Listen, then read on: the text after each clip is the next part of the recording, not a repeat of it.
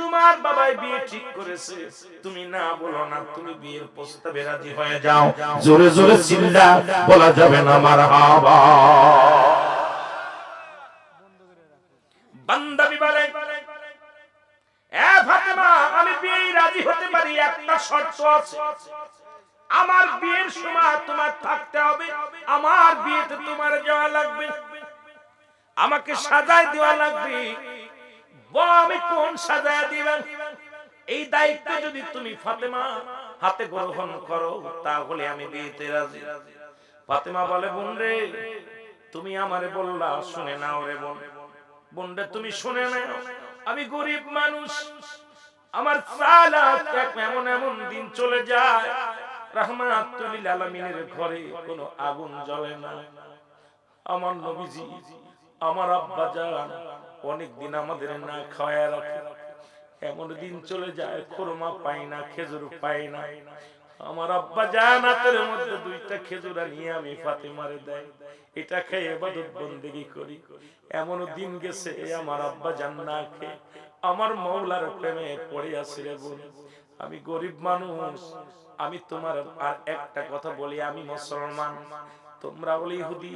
আমি যদি তোমার বিয়েতে যাই, ওই মহল্লার মানুষ তোমাকে তুচ্ছ করবে, তোমাকে থুতু মারবে, কারণ আমি মুসলমানের মেয়ে, তোমার বাবা মেনে নিবে না। ইহুদির সম্রাট, ইহুদির লোকজন আমার মেনে নিবে না।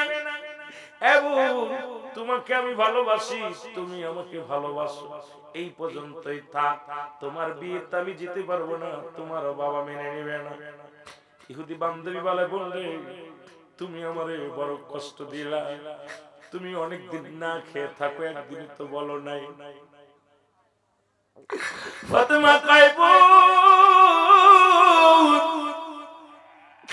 আমার আল্লাহর গোলামি করে আমার বাবা, আমার আল্লাহর প্রেমের মালা গলায় নিছে আমার বাবা, দুনিয়ার কোন মুখাফিক কিনে আমার বাবা। আমার বাবা জান 2 দিন 3 দিন চলে যায়, আমার আম্মা জান খাদিজাতুল কুবরা, আমার আম্মা জান চুলায় আগুন জ্বালাতে পারে না, এত কষ্টে জীবন যাপন। আমার মতো গরিব, আমার মতো অসহায় যদি তোমার বিয়েতে যায় কষ্ট পাবে, তুমি তার চাইতে একা একা করে নাও। বান্ধবী বাড়ি চলে গেলেন, বাবাকে ডাকতে বলে, বাবা তোমার বিয়েতে আমি রাজি আছি, তবে একটা শর্ত আছে। বাবা বলে, কি শর্ত? বলে, বাবা তুমি যে ছেলেকে পছন্দ করছো সেই ছেলের সঙ্গে আমার বিয়ে হবে। বাবা গো, কোনদিন আমি দ্বিমত করব না, তবে শর্ত হলো আমার বান্ধবী আমার বিয়ে থাকা লাগবে। খাতুনে জান্নাত মা ফাতেমাতুজ জোহরা আমার বিবাহে যদি না থাকে গো বাবা, আমি বিয়ে রাজি না। আর এই বান্ধবী আমার বিয়েতে তোমার দাওয়াত দেয়া লাগবে, আসবে বাবা। বাবা গো, যদি তুমি দাওয়াত দাও আর আসার হুকুম দাও তাহলে আমি বিয়েতে রাজি। ইহুদির বাচ্চা বলে, ফাতেমা শোনো, আরে মুহাম্মাদের কন্যা গরিব, আমার এই বিয়েতে দামি দামি মানুষ আসবে, দামি দামি মানুষ আসবে, ধনীর দুলালেরা আসবে। এই বিয়ের পায়গাম যদি ওই বড় লোকরা আসে, যদি তোমার ফাতেমা তোমার বান্ধবীর পুরন কাপড় পরা দেখে, আমার ইজ্জত থাকবে না। তোমার বান্ধবী যদি ছেঁড়া কাপড়ে পরে আসে, আমার ইজ্জত থাকবে না। বোনরে আগমে শোনো কন্যা, সুতরাং ফাতেমা আমার বাড়ি আসতে পারবে না, তারপরেও তারা ভিন্ন জাত, তারা হলো মুসলমান, আমরা ইহুদি সম্প্রদায়, কোনদিন তোমার বিয়ে সে আসতে পারে না, আসলো আমার সমাজ মেনে নিবে না রে মেয়ে, তুমি এটা বাদ দাও। মেয়ে বলে, বাবা গো, আমার দেহের মধ্যে জান থাকতে আমার বান্ধবী আসবে না, এই বিয়ে করতে আমি রাজি না। জোরে জোরে চিল্লা বলা যাবে না আল্লাহু আকবার। মদিনা মদিনা আশেক মুমিনের ঠিকানা, বলো না আর জোরে বলেন, আশেক মুমিনের ঠিকানা। আয় হায় দিদার চেয়ে কাঁদো তোমরা, দিদার চেয়ে কাঁদো তোমরা, হও না নবীর দেওয়ানা, মদিনা মদিনা। এ দুনিয়ার মুসলমান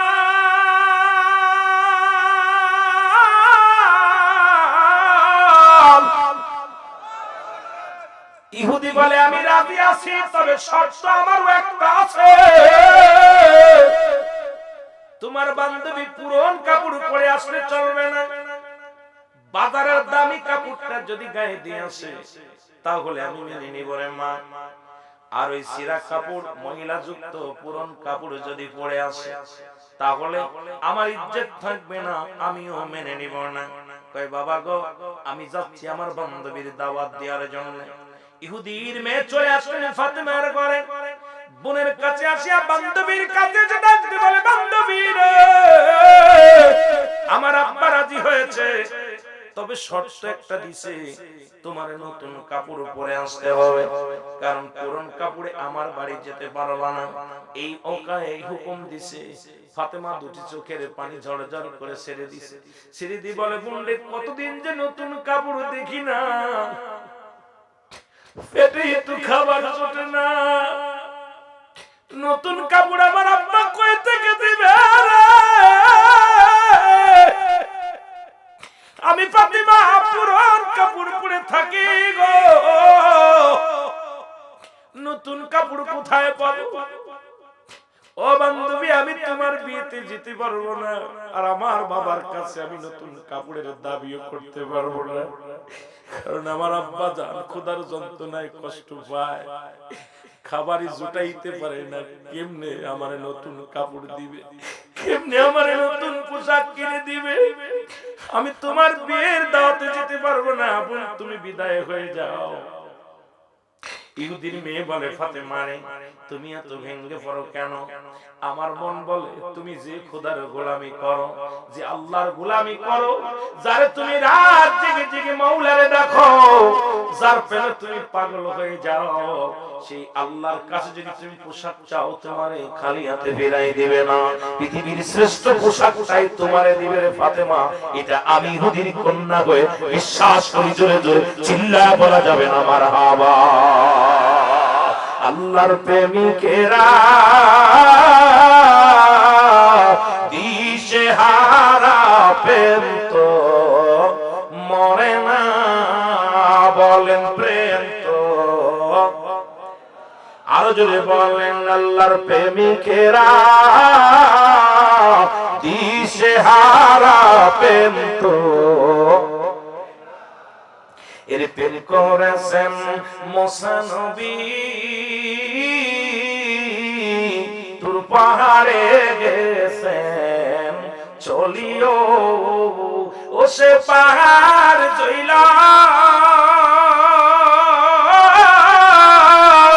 সুরমা হইল, মুসা কেনে জ্বলে না প্রেম তো। আরো জোরে বলেন, প্রেম তো। এই প্রেম, যে প্রেম যারা প্রেম করে শীতের রাত্রে ওযু করতে ভয় পায় না, তাহাজ্জুদের নামাজ পড়তে ভয় পায় না, শীতের মধ্যে মসজিদে যাইতে ভয় করে না, এই গরমের দিনে রোজা রাখতে ভয় করে না, না খেয়ে থাকলেও মাওলার গোলামি করে, তারা জোরে বলে ঠিক কি না? আল্লাহর প্রেমিকেরা দিশেহারা, প্রেম তো। আরো জোরে বলেন, প্রেম তো। ওরে প্রেম করেছেন ইউনূস নবী, মাছের পেটে রইলেন তিনিও, বলেন প্রেম করেছেন ইউনূস নবী, মাছের পেটে রইলেন তিনিও, ও সে মাছের পেটে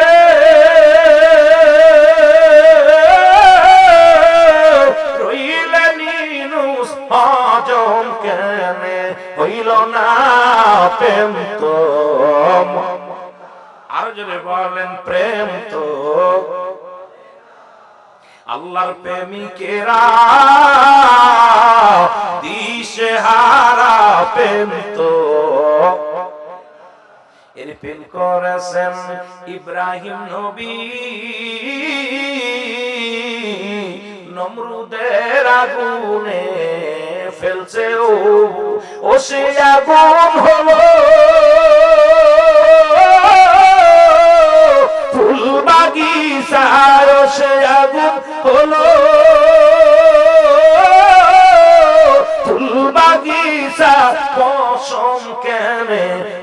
না প্রেম তো। আরে টাকা দিল আপনারা মাটির মধ্যে বসতেন না।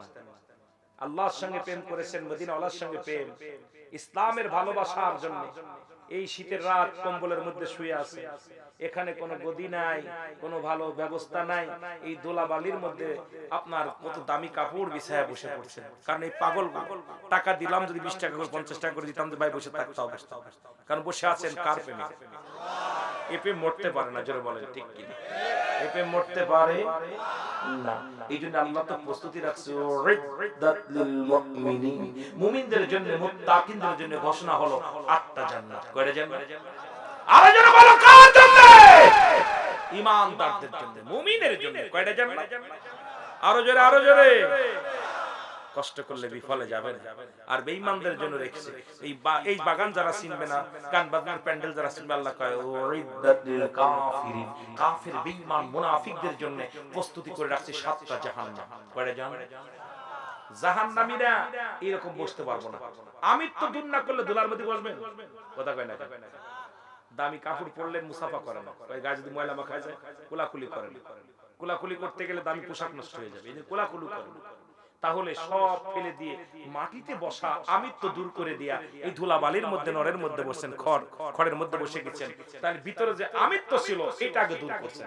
ভিতরে আমিত্ব দূর না করলে তো আল্লাহকে পাওয়া সম্ভব না, জোরে বলেন ঠিক কিনা? এই জন্য কবি বলছে যে কালিমা খাই না যে মুখ দেখা যায় না, হৃদয় ভরা হিংসা নিয়ে খোদার দিদার হয় না, কখনো হবে না। হিংসারে দূর করতে হবে, জোরে বলেন ঠিক কিনা? আরো জোরে বলেন আল্লাহু আকবার। একটু মহব্বতের সঙ্গে জিকির করেন সুবহানাল্লাহ, আলহামদুলিল্লাহ, লা ইলাহা, আর জোরে সুবহানাল্লাহ,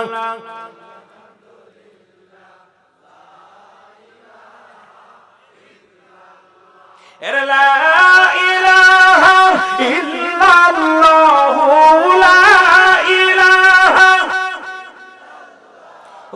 মুহাম্মদ রাসূলুল্লাহ, সুবহানাল্লাহ।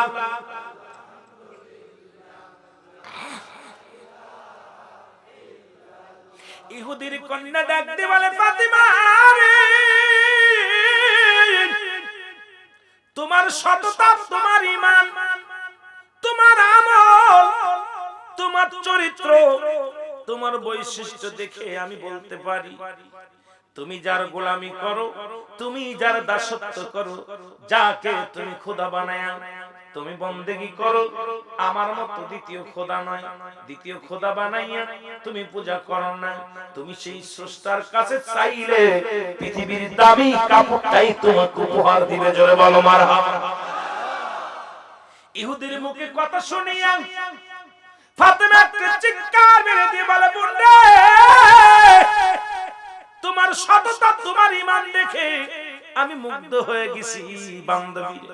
আমিও কথা দিলাম পৃথিবীর সর্বশ্রেষ্ঠ দামি কাপড় পরে আমি তোমার বিয়ের অনুষ্ঠানে যাব, জোরে বলো মারহাবা। রাজি বীর পয়গম বাঁচতেছে। ফাতেমা তাহাজ্জুদের নামাজ পড়ে রাতে যাই নামাজে বসে দুটি হাত উঠায় টাস করে আল্লাহর দরবারে হাত উঠায় দিয়েছে, জোরে বলেন মারহাবা। আরো জোরে বলেন না। আমাদের দেশে কিছু মৌলবীর আবার হাত উঠানোর পক্ষে না, আছে না?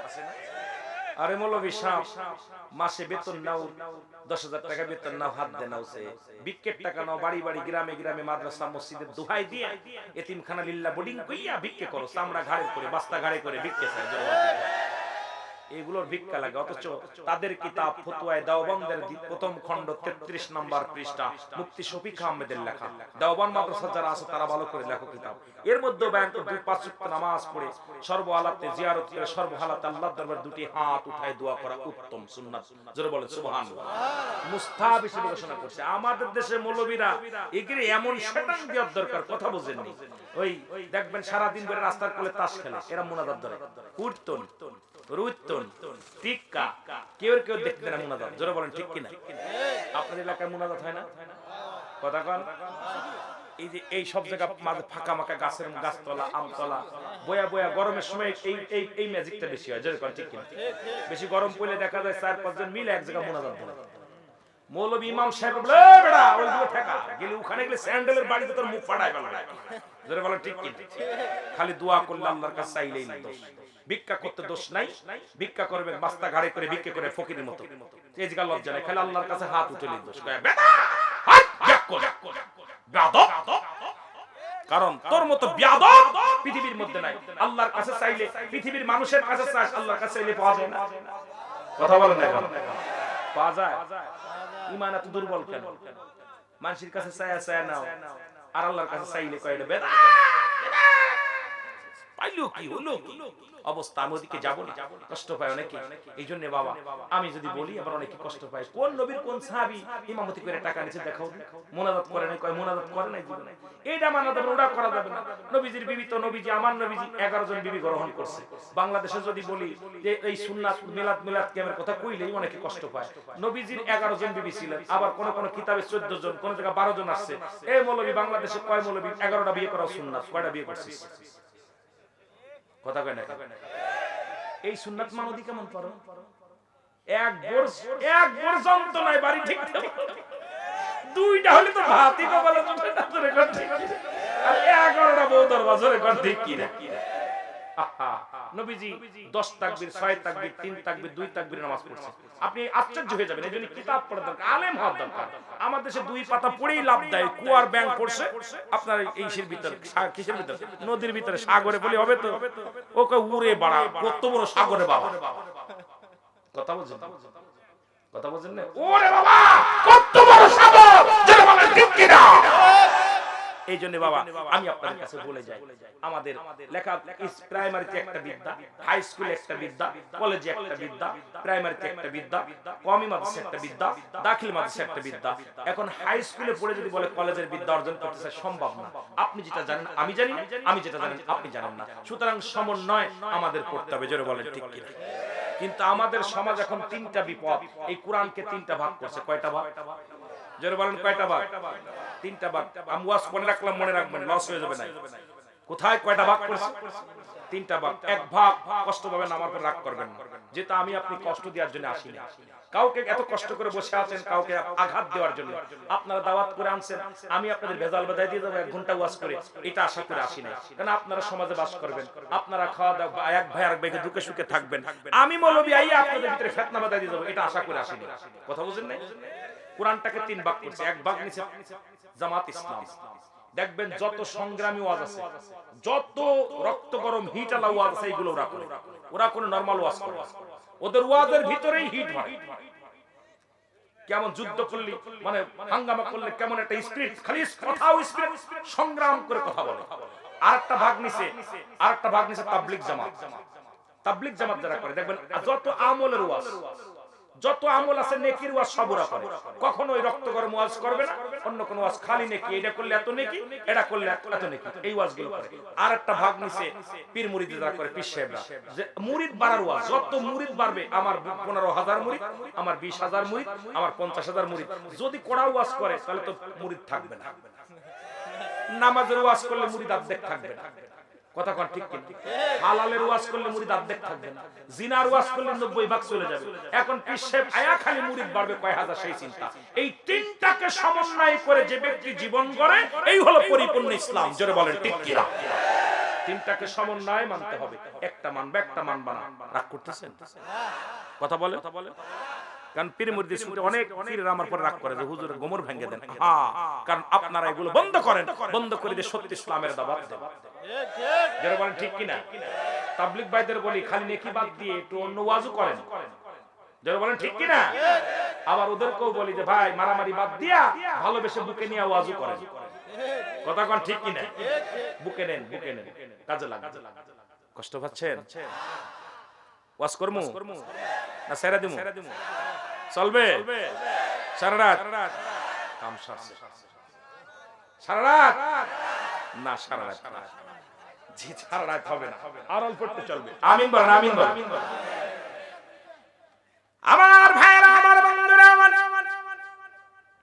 গভীর রাতে ফাতেমা দুটি চোখের পানি ছেড়ে দিলেন।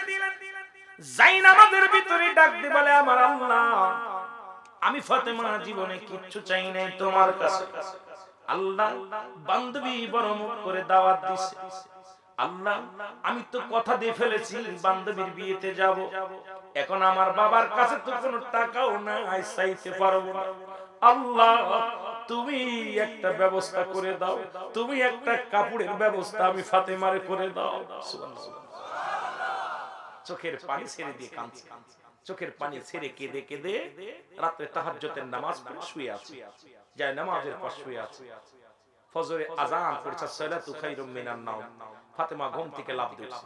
আরে কেমন মেয়ে গো! আর আমাদের মেয়েরা সারা রাত প্রেম করে মোবাইলে। হ্যালো, হ্যাঁ কেমন আছেন? ফজর আযান দিলে কয় মা কয় সকিনা ওঠ, কয়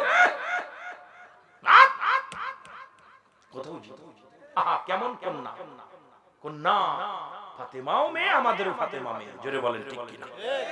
খাতুনে জান্নাত মা ফাতেমা।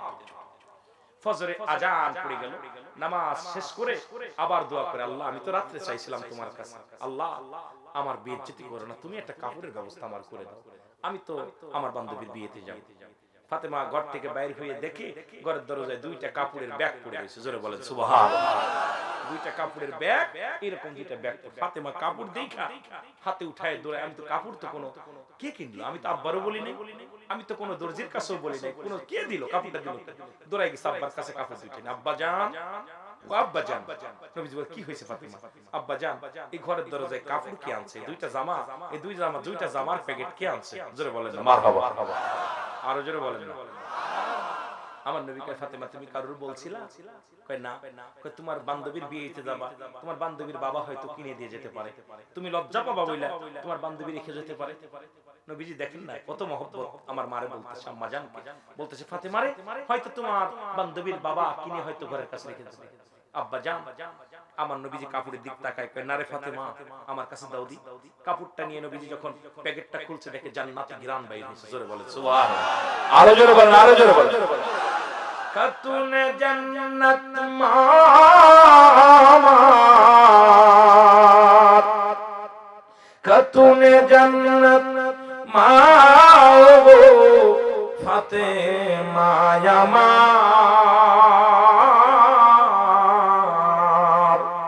এ বিশ্ব তো রাইতে পাঠান রবানায় বল, এ জগৎ রাইতে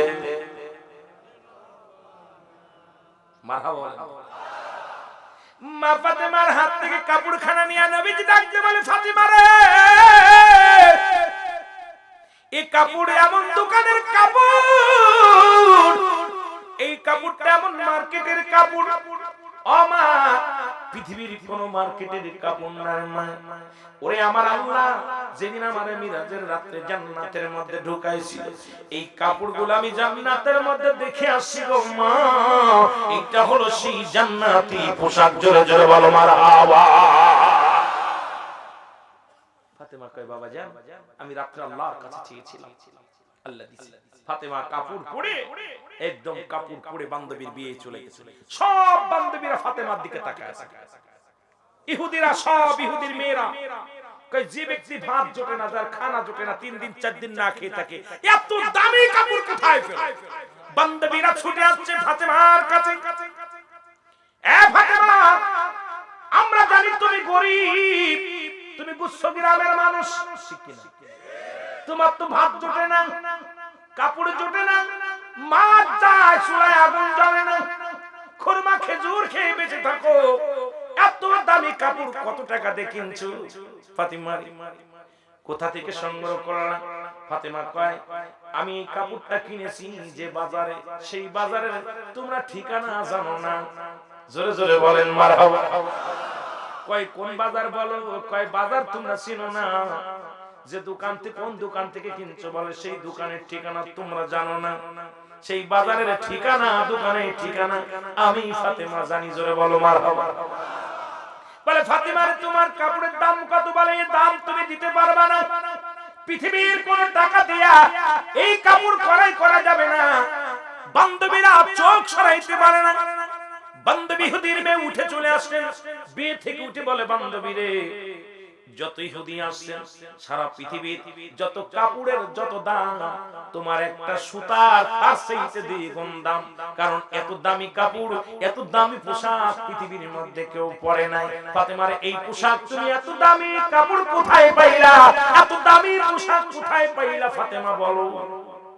ফাতেমা কয়, আমার বান্ধবীরা শোনো, আমি যদি ঠিকানা বলি তোমরা মেনে নিবা নি? কয় হ্যাঁ। আমি যদি সেই নিবা কিনা? কয় হ্যাঁ। আমি যদি সেই জায়গার ঠিকানা বলি তোমরা মেনে নিবা কিনা? বলো। সবাই বলে, ফাতেমারে এই কাপড়টা সংগ্রহ করার জন্য, কারণ মেয়েরা তো একটু লুবি জাতি হয়, সব মেয়েরা কয়, ফাতেমারে এই কাপড়টার জন্য আমরা সব কিছু ছাড়তে পারি, কোটি কোটি টাকা আছে, বাড়ি আছে, গাড়ি আছে, ঠিকানা বলো কোন বাজারে পাওয়া যাবে, কোন ঠিকানায় গেলে পাওয়া যাবে, কোন দোকানে পাওয়া যাবে। ফাতেমা বলে, সেই দোকান যদি তোমরা চিনতে চাও সবাই আমার সামনে ওযু করো, জোরে বলেন মারহাবা। এ বান্ধবীরা, তোমরা ওযু করো, তোমাদের সেই দোকানে নিয়ে যাব, সেই দোকানের ঠিকানা বলবো, সেই বাজারের ঠিকানা বলবো, ওযু করো। ইহুদিরা বলে, ওযু করে বলে, কয় আমি যে এরকম শিখাই সেমনি শিখো। সবাই ওযু করলেন। ফাতিমা বললেন, ও বান্ধবীরা শোনো, সেই বাজারের ঠিকানা হলো লা ইলাহা ইল্লাল্লাহ সাল্লাল্লাহু আলাইহি ওয়াসাল্লাম। জোরে বলো মারহাবা, আর একটু জোরে বলো মারহাবা। বান্ধবীরা সবাই পড়ে নিলেন কালেমা। বলে, বান্ধবীরা রে, তোমরা এই কালেমা পড়ে নাই কোন ইলাহা আল্লাহ ছাড়া পৃথিবীর কারো কাছে সাহায্য চেও না, কারোর মুখাপেক্ষী হও না, এক আল্লাহর মুখাপেক্ষী হও। আল্লাহ ছাড়া কোনো মাবুদ নাই। আল্লাহ হায়াতের মালিক, আল্লাহ রিজিকের মালিক, আল্লাহ সম্মানের মালিক, আল্লাহ দেওয়ার মালিক, আল্লাহ নেওয়ার মালিক। এটা ঈমান রাখিয়া তোমরা আমল করো যদি তোমরা এই পোশাক পাইতে চাও। আর এই ইহদিনাস সিরাতাল মুস্তাকিম, এই সরল সঠিক পথে তোমরা চলতে পারো, অবশ্যই অবশ্যই এর চাইতে দামি পোশাক তোমাদের গায়ে উঠবে। আমি যে পথে অনুসরণ করি, যে পথে অনুকরণ করি, তোমরা আস্তে করো। এক বাক্যে শত শত বান্ধবীরা ইহুদির মেয়েরা কালেমা পড়ে মুসলমান হয়ে গেছে, জোরে জোরে বলেন মারহাবা। আর আমাদের মেয়েরা কি করে দেখছেন, আকিকতে জোর করেন, ভালোবেসে প্রেম দিয়া একজন নয় শত শত ইহুদির কন্যাদেরকে কালেমা পড়ায় মুসলমান বানাইছে, জোরে বলেন না সুবহানাল্লাহ। ইহুদি এসে ডাকছে, বলে, ফাতেমা আমি কেন আর বাকি থাকবো না? ফাতেমা আমি রাহমাতুল নবী রাহমাতুল আলামিনের কদমের মধ্যে যাব। মারে, তুমি আজকে আমার চোখ খুলে দিছো। আমি পৃথিবীর মধ্যে অহংকার করে বিদেশ থেকে আমার কন্যার জন্য পোশাক এনেছি, নামি দামি কাপড় এনেছি, নামি দামি মানুষ আমার বাড়িতে আসছে। ফাতেমা রে, তোমার ওই কাপড়ের একটা আসলের মূল্য আমি জোগাড় করতে পারি না। এই দুনিয়ার জিন্দেগিতে আমার হবে কি? এই দুনিয়ার অহংকার করে কি হবে কি? আমার হবে কি? ফাতেমা রে, আমাকে তোমার বাবার কাছে যাওয়ার একটু সুযোগ করে দাও, আমারে তুমি ক্ষমা করো। তোমার দাওয়াত দেওয়ার জন্য আমার মেয়েটা যখন আমার কাছে আবদার করেছিল, আমি তো গরিব বলে অবহেলা করেছিলাম, তোমাকে ইমানদার বলে আমি অবহেলা করেছিলাম। আমি বাড়ি চাই না, গাড়ি চাই না, আমি মুহাম্মাদের তরিকার মধ্যে ঢুকতে চাই, আমি আমার আল্লাহর গোলাম হতে চাই, আমি আমার আল্লাহর প্রেমের মালা গলায় নিতে চাই রে ফাতেমা। ইহুদি রাসূলুল্লাহর বাড়িতে আসলেন, চোখের পানি ছেড়ে ডাকতে বলে, মায়ের নবী,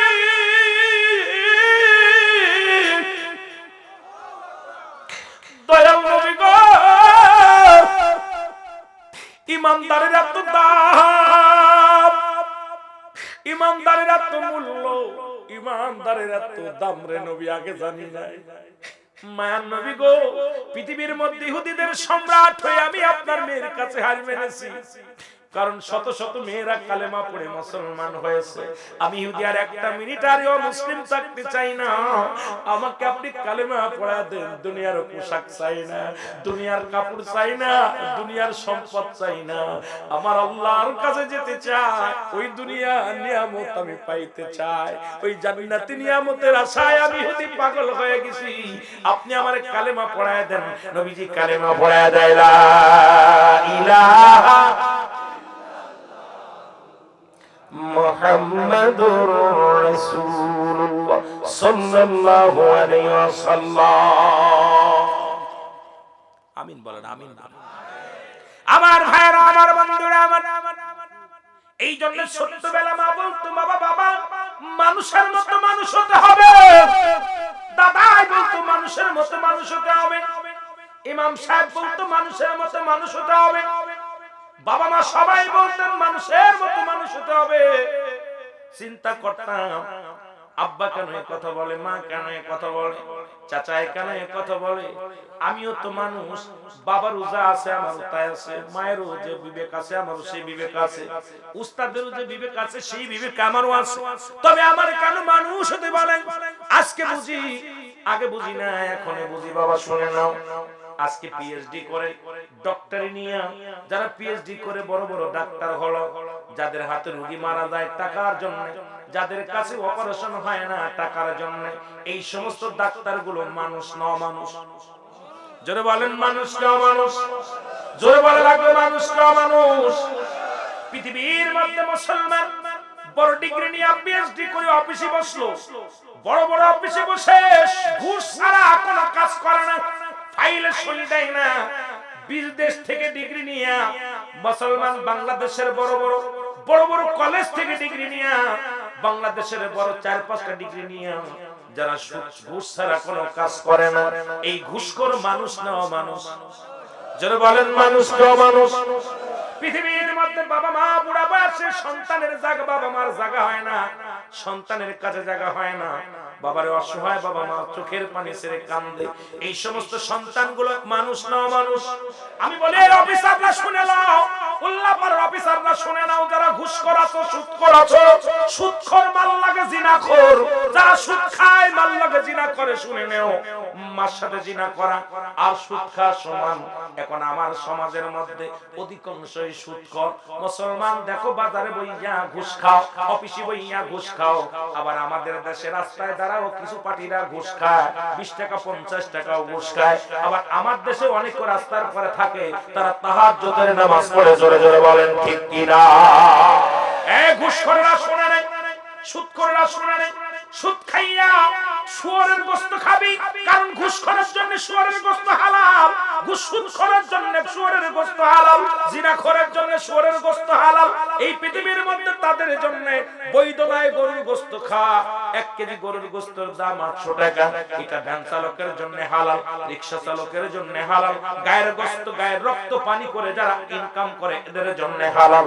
তুমি সারা দিন অফিসে বইসা সুদ খাবা, অফিসে বইসা ঘুষ খাবা, আর বাজারে যে 10 কেজি গরুর গোশত কিনবা, তোমরা শুয়োরের গোশত খাবা, কারণ সুদ যেহেতু হারাম, শুয়োরের গোশত খাও হারাম, খাচ্ছ সুদ আর খাবা হালাল প্রাণী হবে না। তুমি সুদের টাকা দিয়া ঘুষের টাকা দিয়া হালাল জিনিস ভক্ষণ করতে চাও, এটা চলবে না, এটা চলবে না। তোমাদের জন্য বৈধ হলো খিনজিরের গোশত। জোরে জোরে বলেন ঠিক কি না? কষ্ট পাচ্ছেন? বাজারে যাইয়া ব্যাগ দিয়ে 20 কেজি গোশত দে, 20 কেজি গোশত, হারাম জাদা তোর মতো হারাম খোর, খালি সারা দিন ধরে ঘুষ খালি, সুদ খালি, সুদের টাকা দিয়া হালাল গোশত খাইতেছিস, গোশতের দাম কমে যাবে। যদি ওই সুদখোর আর ঘুষখোররা গরুর গোশত খা কমায় দেয়, ছাগলের গোশত, মুরগির গোশত, আবার আপনার পশুর গোশত, যেগুলো হালাল প্রাণী, এগুলো হলো হালাল খোর বান্দাদের জন্য জায়েজ, সুদখোর আর ঘুষখোরের জন্য না। জোরে বলেন ঠিক কিনা?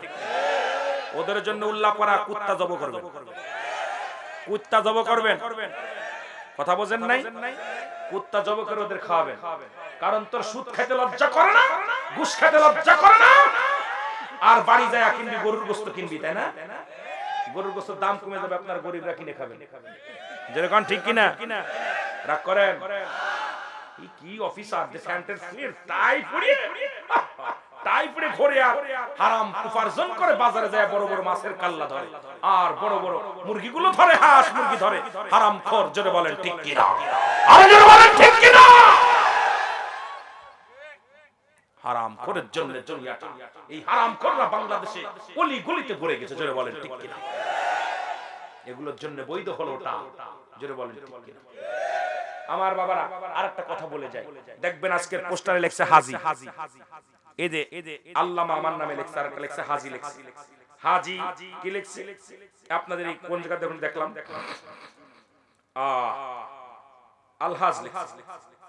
কথা বুঝেন নাই? এই যে হাজি সাহেব, কথা আল্লাহু আকবার বলেন, আরো জোরে বলেন। হাজি যেহেতু লিখলো, কয়েক লাখ টাকা খরচ করে মক্কা মদিনায় গেলে হাজি যদি নাম লেখে যে আলহাজ, আলহাজ নজরুল ইসলাম আলম সাহেব, কথা বুঝেন?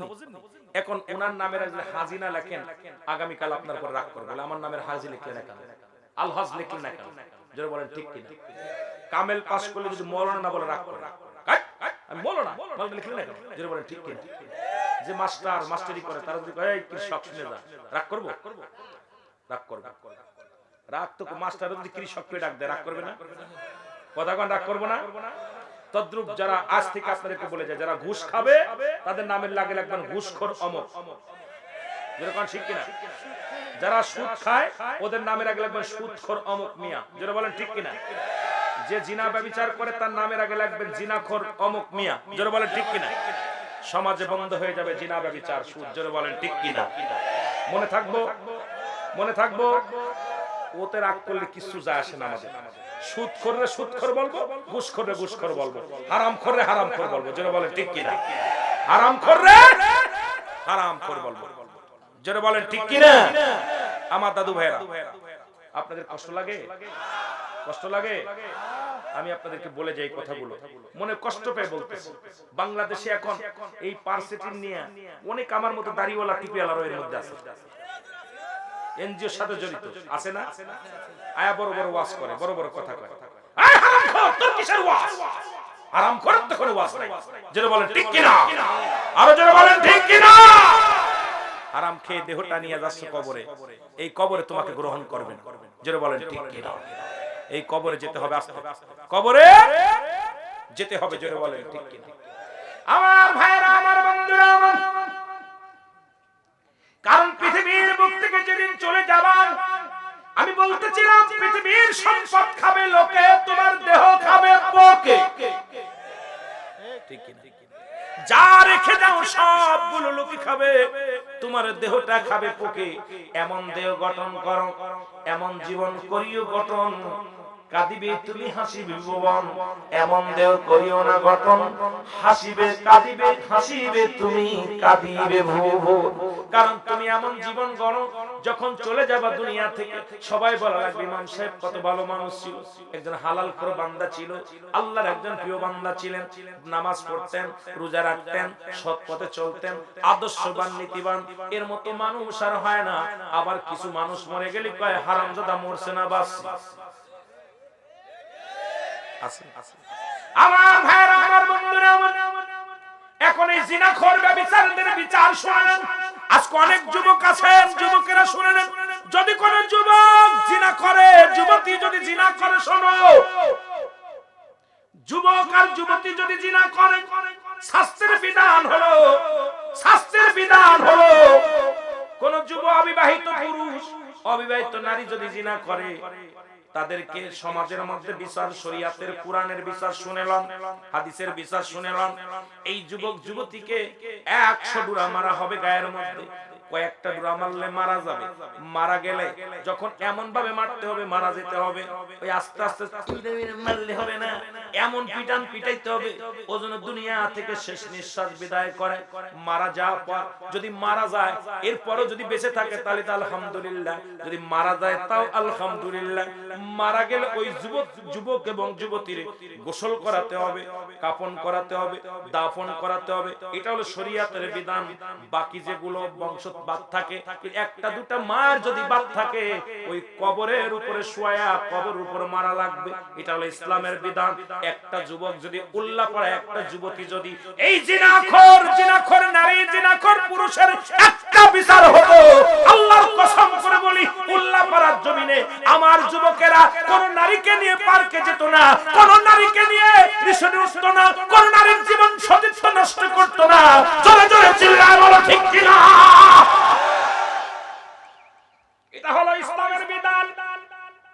দ্বিতীয় নাম্বার হলো বিবাহিত পুরুষ আর বিবাহিত নারী। আমার দেশে এইগুলো বেশি জিনার মধ্যে জড়িত। স্বামী গেছে বিদেশে, স্ত্রী পরক্রিয়া, কতক্ষণ ঠিক কিনা? দুলাভাইয়ের সাথে, মামাতো ভাইয়ের লগে, খালাতো ভাইয়ের লগে, যাদের চেহারা দেখা হারাম বিয়ে করা জায়েজ, যাদের চেহারা দেখা হালাল দেখা জায়েজ নয়, তাদের বাদান যাদের চেহারা দেখা যায় না তাদের সঙ্গে বিয়ে করা যায়, যাদের চেহারা দেখা যায় তাদের সঙ্গে বিয়ে করা হারাম। সুতরাং আজকে দেখতে হবে, আজকে সমাজটা নষ্ট করে ফেললো কাকা খালাতো ভাই মামাতো ভাই চাচাতো ভাই ফুফাতো ভাই। আজকে আমার জাতি শেষ, আমার সমাজ শেষ। এই ওয়াজগুলো আমাদের উলামা ইকরামের বেশি বেশি করার দরকার। শুনে নাও, একজন বিবাহিত নারী বিবাহিত পুরুষ যদি জিনা করে শাস্তির বিধান শোনো। তাদের দুজনকেই মাটির নিচে পুঁততে হবে, নাভি পর্যন্ত, এই বুক পর্যন্ত পুঁততে হবে। মাটির নিচে পুঁতে কঙ্কার মারতে হবে, পাথর মারতে হবে, ইট পাটকেল যা পাবেন ছুঁড়ে মারবেন। যতক্ষণ পর্যন্ত মৃত্যুবরণ করবে না, নিশ্চিত হবেন না যে মরে নাই, ততক্ষণ পর্যন্ত মারতেই শুরু করবেন, মারা বন্ধ হবে না। আমার বাবারা শোনো, যখন নিশ্চিত হয়ে যাবেন মারা গেছে, সঙ্গে সঙ্গে তারে উঠাইবেন, ওই মাটি খুঁড়ে উড়াবেন। উঠায় তার জানাজা পড়া জায়েজ নাই, তার কাফন দেওয়া জায়েজ নাই, তার জানাজা পড়া জায়েজ নাই, তার মাটি দেওয়া জায়েজ নাই। এই জমিনের মধ্যে কুকুর শিয়াল দেখায়া দিতে হবে, জমিনের মধ্যে ফেলায়া দিতে হবে, কুকুর শিয়ালে ভাগাভাগি করে খাবে। কারণ জিনাখোর বিবাহিত পুরুষ, জিনাখোর বিবাহিত নারী, এদের জানাজা দেওয়ার বৈধ নাই, এদের কাফন দেওয়ার বৈধ নয়, এদের দাফন করা বৈধ নয়। তাদের শরীয়তের বিধান হলো তাদের কুকুর শিয়াল দেখায়া দিতে হবে। জোরে জোরে বলো আল্লাহু আকবার। একটা বিচার যদি হতো উল্লাপাড়ার জমিনে, আমার বিশ্বাস উল্লাপাড়ার জমিনে কোন নারী আর তার স্ত্রীর হক নষ্ট করত না, স্ত্রী তার স্বামীর হক নষ্ট করত না, অন্য কোন পুরুষের কাছে যেত না, তাকে নিজেকে বিলিয়ে দিত না। কারণ ইমানদাররা ইমান মজবুত হয়ে যেত। জোরে জোরে বলেন ঠিক কি না? কষ্ট পাচ্ছে অবিবাহিতদের জন্য একটু ছাড় আছে, সেটা জানাজা পাবে। অবিবাহিত যদি তারা করে জানাজা পাবে, কবর পাবে, দাফনও পাবে। কিন্তু বিবাহিত নারী বিবাহিত পুরুষ কোনো জানাজা পাবে না। এদেরকে কুকুর শেল দেখাতে হবে। আমার দেশে প্রতি বাড়িতে বাড়িতে জিনা, আমার দেশে প্রতি ঘরে ঘরে জিনা। অনেক হুজুর আবার রিসোর্টেও নিয়ে যায় পরের বউ। জোরে কোন ঠিক কি কথা কোন ঠিক কি? গত আমি আমার কথা বলিবে শুনে নেন, গত 3 মাসে 906 জন হচ্ছে বলৎকার ধরা পড়ছে। বলৎকার পত্রিকা খুললে লজ্জা লাগে। তখন এরাও আবার আলেম নামের কলঙ্ক। সব আলেমরা জুতা চুরি করে, চোরে জুতা চুরি করে, মুসল্লি জুতা চুরি করে। জোরে বলেন ঠিক কি? চোরে জুতা চুরি করে, চোরে মুসল্লি সাজে, মুসল্লি কখনো জুতা চুরি করে না। তদ্রূপ এই যে যারা বলৎকার করেছে শুনে নেন, এরা আলেম সাজছে, কারণ ওদের ব্যবসা ওটা। ওরা আলেম না, কোন আল্লাহর কোন মাহবুব বান্দা কুরআন হাদিস শিক্ষা করে সে বলৎকার করতে পারে? ওরা আলেম সাজছে মুসলমানদের ইজ্জত নষ্ট করার জন্য, ইসলামকে ঠকানোর জন্য, রাসূলকে ঠকানোর জন্য। এরা ইহুদিদের চামচা। জোরে বলো ঠিক কি না? আর জোরে বলো ঠিক কি না? আমি মাননীয় প্রধানমন্ত্রী বাংলাদেশের 90% মুসলমানদের কাছে দাবি করব, বলৎকার হোক জিনাকর হোক, ওদের বিচার একমাত্র মৃত্যুদণ্ড। জোরে বলেন ঠিক কি? এরা আমি হই, আমার গলায় ফাঁসি দিতে হবে। এই পৃথিবীর মধ্যে শরীরে জমিনে মানুষের সামনে দিবালয় তাদেরকে গুলি করে মেরে ফেললে দিলে আপনি সব হবে, আপনাদের নেকি হবে। কারণ জিনা, এই বাংলাদেশটা এত পরিমাণ জিনা চলতেছে, যেখানে ঢাকা মেডিকেল কলেজ হাসপাতালে মর্গে জিনা হয়, যেখানে চট্টগ্রাম মেডিকেল কলেজ হাসপাতালে জিনা হয়। লজ্জাজনক, আমার দেশে 90% মুসলমান থাকতে মৌলবীরা সব এত দাফাদাফি কই থেকে আসে, এত ফালাফালি কই থেকে আসে? ঘরের মধ্যে বইয়া খালি মুয়া খাচ্ছ বসে বসে। আমার দেশে 90% মুসলমান থাকতে ঢাকা মেডিকেল কলেজে হাসপাতালে জিনা হলো, মরা মানুষের সঙ্গে জিনা। শুনেন না আপনারা? শুনেন নাই? পত্রিকায় দেশে সব জায়গা দিছে। এরপরে বলৎকার ধরা পড়ছে কি শোনেন, তখন দেখলো ছেলে মেয়েটা মারা গেছে বিষ খেয়ে, আলামত পায় জিনা। মেয়েটা মারা গেছে গলায় ধরে নিয়ে, আলামত পায় জিনা। ডাক্তার চিন্তা করে ঘটনা ডাকে, তখন এটাকে নিয়ে পর্যবেক্ষণ করলো। এরপরে সিসি ক্যামেরা লাগালো, ধরা পড়লো ডোম। ডোমকে যখন ধরলো, বলে আমি একজন নয় দুজন নয়, আজ থেকে প্রায় 6 থেকে 700 মেয়ের সর্বনাশ করেছি। যখন আমি লাশ কাটতে যাই, যখন লাশটার কাপড় খুলে ডোম কাটতে যাই, তখন আগে জিনা করি না। চট্টগ্রাম মেডিকেল কলেজ হাসপাতালে একই অবস্থা। যে দেশে এত জিনা ব্যভিচার হয়, সেই দেশে মৌলবীরা এত কামড়া কামড়ি কিসের? এই মৌলবীরা এত দলাদলি কিসের? সব বন্ধ করো। আমরা গোলাম, আমরা সবাই আল্লাহর গোলাম, রাসূলের প্রেমিক। এই স্লোগান দিয়ে যদি আমরা চলতে পারি, বাল্লুহা কিরাম, নবীজি বলছে এই দুনিয়াটা হলো পচা দুর্গন্ধ মরি। মানুষের চরিত্র হলো কুকুরের চরিত্র। এই কুকুরের চরিত্র পরিবর্তন করে মানুষের চরিত্র আনার দরকার। জোরে বলেন ঠিক কিনা? কে আমলিগ কে বিএনপি, কে তাবলীগ জামাত, কে আমলিগ জামাত, কে চরমনাই, কে সারসিনা, কে ফুরফুরা শরীফ, কে আত্মসী, কে এনায়তপুর দেখার সময় নাই। ইসলামের স্বার্থে, কোরআনের স্বার্থে আমাদের ঐক্যবদ্ধ হওয়ার বিকল্প কিছু নাই। জোরে বলেন ঠিক কিনা? আমাদের ভাবতে হবে। এই দিচ্ছে লিল্লাহি তাকবীর, কয় নারায়ে তাকবীর। কথা বুঝেন? কথা বুঝেন? এইটা আগে শুনেছি সব মাওলানা লিল্লাহি তাকবীর বলেছে, আবার নারায়ে তাকবীর বলেছে। লিল্লাহি তাকবীর শব্দের অর্থ হলো লিল্লাহি তাকবীর, আল্লাহর জন্য তাকবীর দাও। শাব্দিক অর্থ হলো আল্লাহর জন্য তাকবীর দাও। কার জন্য? আর একটা নারায়ে তাকবীর, উচ্চ আওয়াজে আল্লাহর জন্য তাকবীর দাও। দুটি একই শব্দ, সাথে নারায়ে সালাত বললেন। কারণ ইয়া রাসূলুল্লাহ, নবীজি যেখানে আল্লাহ, যেখানে রাসূল সেখানে, কোরআন যেখানে সেখানে সুন্নাহ আছে। কোরআন সুন্নাহকে আঁকড়ে ধরো যদি ঈমান বাঁচাতে চাও। জোরে বলেন ঠিক কিনা? কোরআন হাদিস ইজমা কিয়াস। আমাদের এত বাদাবাদির কারণে, এত বিদাভেদের কারণে আজকে গোটা সমাজ বিপদের মধ্যে, সাধারণ পাবলিক পড়ছে বড় বিপদের মধ্যে। আপনারা তিনটা জাতি বেশি ক্ষতি করতেছে। একটা হলো আলেম ওলামা, মুসলমানদের ক্ষতি করতেছে। দুই হলো হিন্দুদের ঠাকুর। ওই ঠাকুর রাখায় কলা খাও, জ্যেষ্ঠং কালিমাং বিশ্বের রবাং শান্তি কথা বুঝেন না? কলা খাও, কলা খাও। আর হচ্ছে খ্রিস্টানদের হলো যিশু, যিশু খ্রিস্টান নাকি যিশু। এই তিনটা জাতি সবচেয়ে বেশি ক্ষতি করতেছে। আজকে আমি আত্মশীত আছে, আত্মশীর ওয়াজ। আপনি চরমনাত আছেন, চরমনার ওয়াজ। আপনি সারসিনাত আছে, সারসিনার ওয়াজ।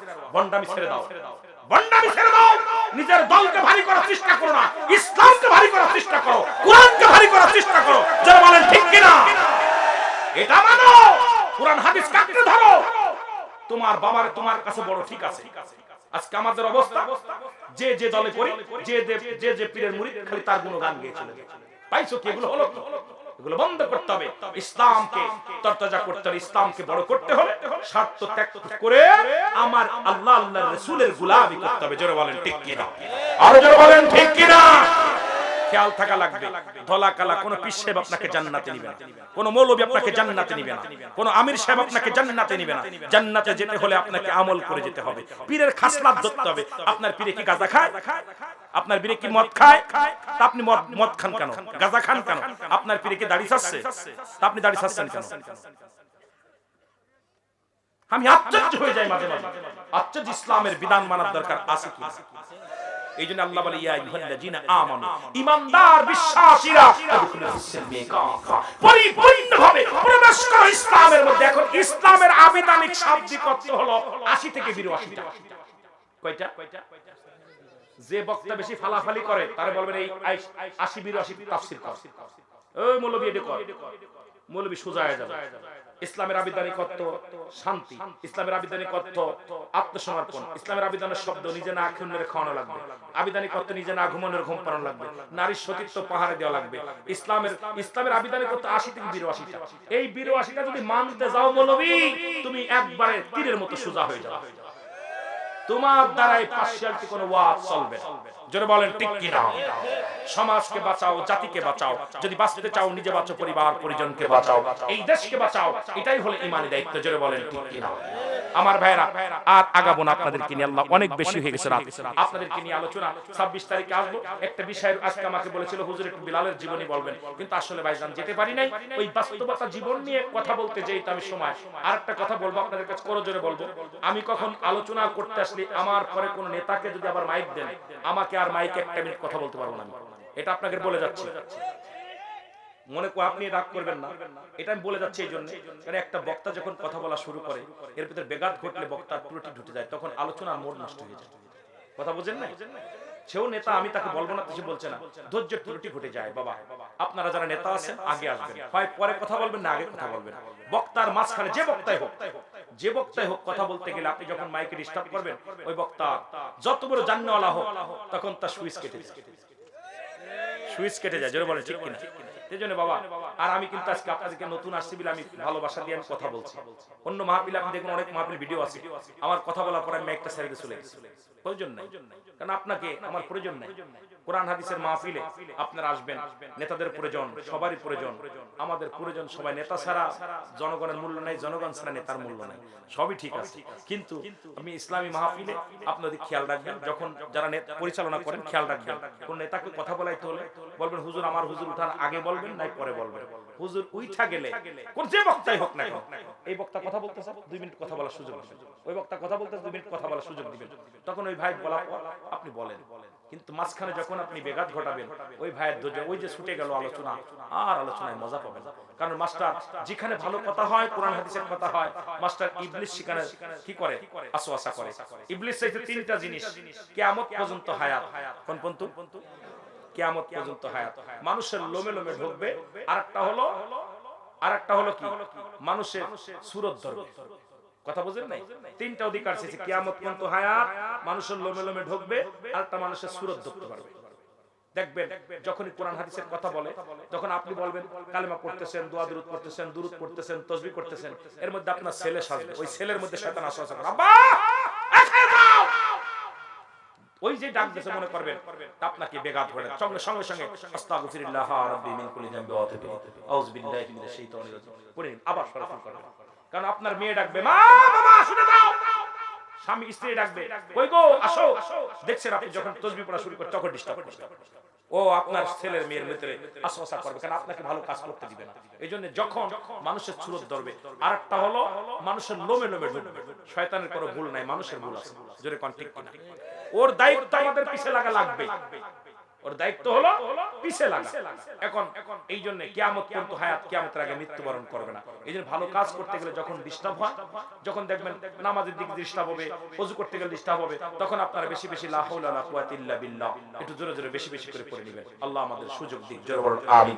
বাবারা, এই কবর গোরস্থানের মাহফিল বিরাট ইসালে সওয়াব, আজকে এলাকার কবরবাসীদের স্মরণে, এলাকার এই উন্নয়ন প্রকল্প এনায়েতপুর, আজকে গুচ্ছ গ্রামের আজকে আশ্রয় প্রকল্পের কবর স্থানের মাঠ প্রসঙ্গে, মানে এই মাঠের প্রচার প্রসারের জন্য, আপনার এই প্রকল্পের উন্নয়নের জন্য আজকে মাহফিলটা, যদি কোনো দরদি বান্ধব অনেক টাকা দিচ্ছেন, আমিও কালেকশন করতে পারি না, মিডিয়ার বাইরে কালেকশন বন্ধ করো, এরপরে যদি আবার ওয়াজ করি তখন আলোচনা উঠায়, মুনাজাত উঠায়, এটা বন্ধ করো। আপাতত আমার কোনো কালেকশনের ভিডিও তোরা দয়া করে দিবি না, আমি কালেকশন করতে পারি না। মানুষ আমার একটা দেখে আরেকজন হুজুর তো